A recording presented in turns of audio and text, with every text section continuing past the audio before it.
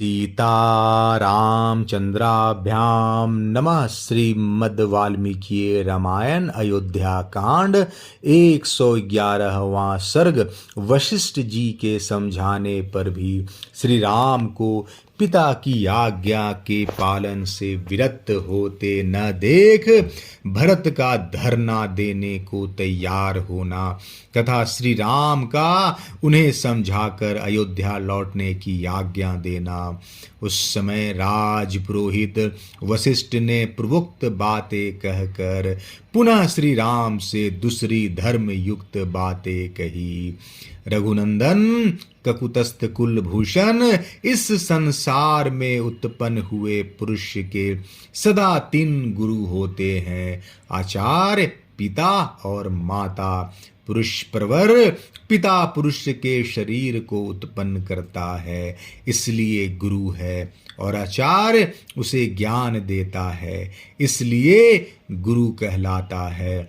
शत्रुओं को संताप देने वाले रघुवीर, मैं तुम्हारे पिता का और तुम्हारा भी आचार्य हूँ, अतः मेरी आज्ञा का पालन करने से तुम सत्पुरुषों के पथ का त्याग करने वाले नहीं समझे जाओगे।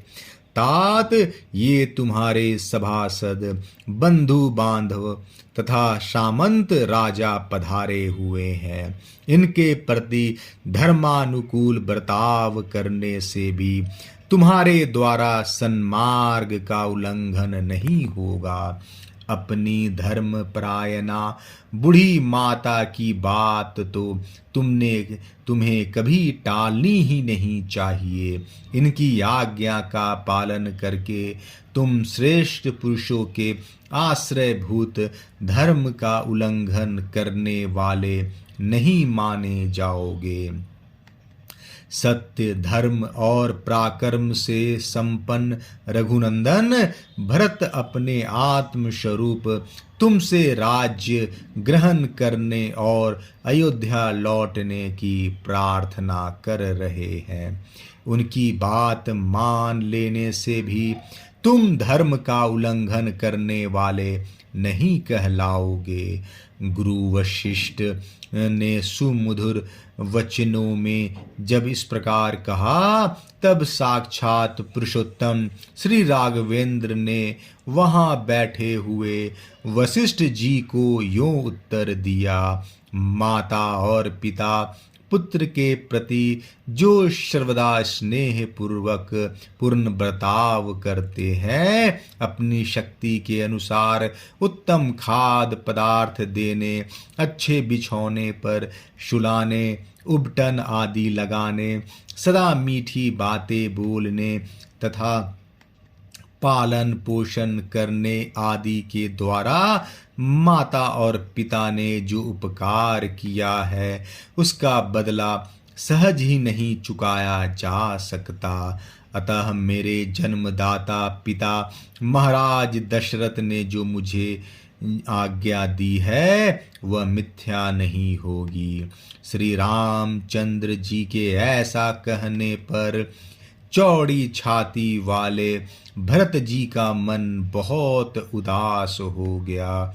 वे पास ही बैठे हुए सूत सुमंत्र से बोले, सारथे, आप इस वेदी पर शीघ्र ही कुछ बहुत से कुश बिछा दीजिए। जब तक आर्य मुझ पर प्रसन्न नहीं होंगे, तब तक मैं यही इनके पास धरना दूंगा।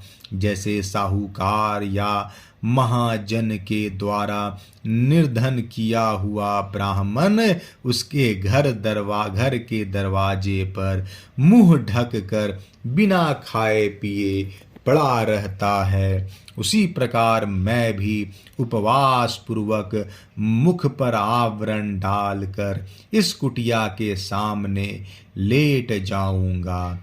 जब तक मेरी बात मानकर ये अयोध्या को नहीं लौटेंगे, तब तक मैं इसी तरह पड़ा रहूंगा।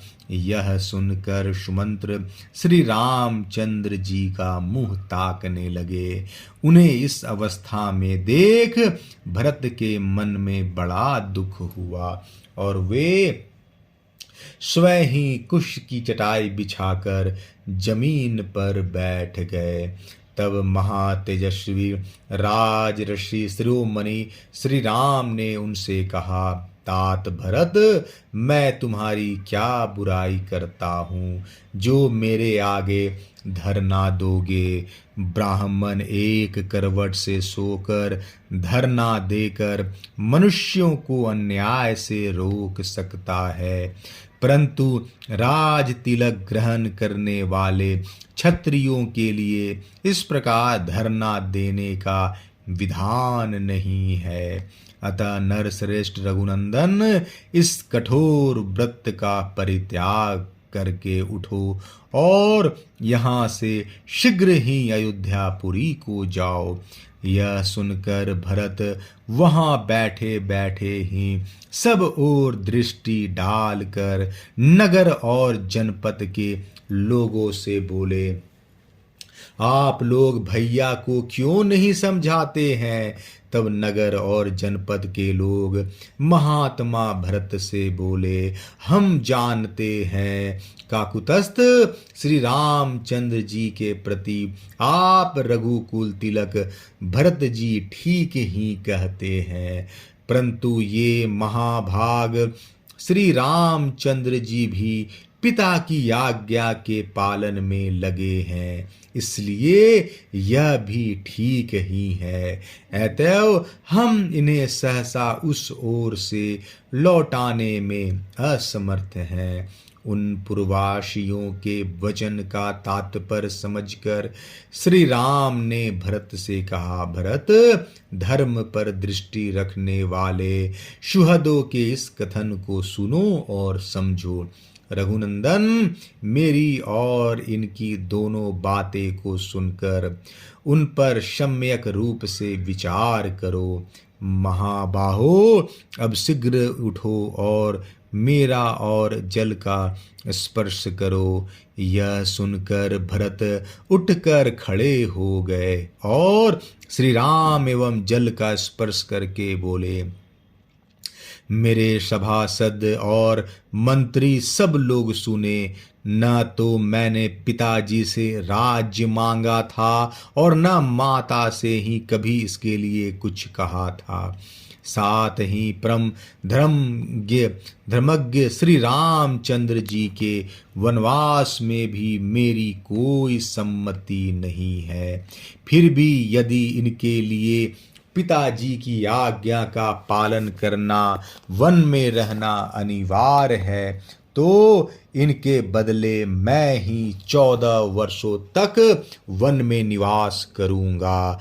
भाई भरत की इस सत्य बात से धर्मात्मा श्री राम को बड़ा विस्मय हुआ और उन्होंने पूर्वासी और राज निवासी लोगों की ओर देख कर कहा, पिताजी ने अपने जीवन काल में जो वस्तु बेच दी या धरोहर रख दी है अथवा खरीदी है, उसे मैं अथवा भरत कोई भी पलट नहीं सकता। मुझे वनवास के लिए किसी की प्रतिनिधि नहीं बनना चाहिए, क्योंकि सामर्थ्य रहते हुए प्रतिनिधि से काम लेना लोक में निंदित है। कैकेयी ने उचित मांग ही प्रस्तुत की थी और मेरे पिताजी ने उसे देकर पुण्य कर्म ही किया था। मैं जानता हूँ भरत बड़े क्षमाशील और गुरुजनों का सत्कार करने वाले हैं। इन सत्य प्रतीक महात्मा में सभी कल्याणकारी गुण मौजूद हैं। 14 वर्षों की अवधि पूरी करके जब मैं वन से लौटूंगा, तब अपने इन धर्मशील भाई के साथ भूमंडल का श्रेष्ठ राजा होऊंगा। कैकेयी ने राजा से वर मांगा और मैंने उसका पालन स्वीकार कर लिया। अतः भरत, अब तुम मेरा कहना मानकर उस वर के पालन द्वारा अपने पिता महाराज दशरथ को असत्य के बंधन से मुक्त करो। अयोध्या कांड 111वां सर्ग समाप्त। जय श्री राम।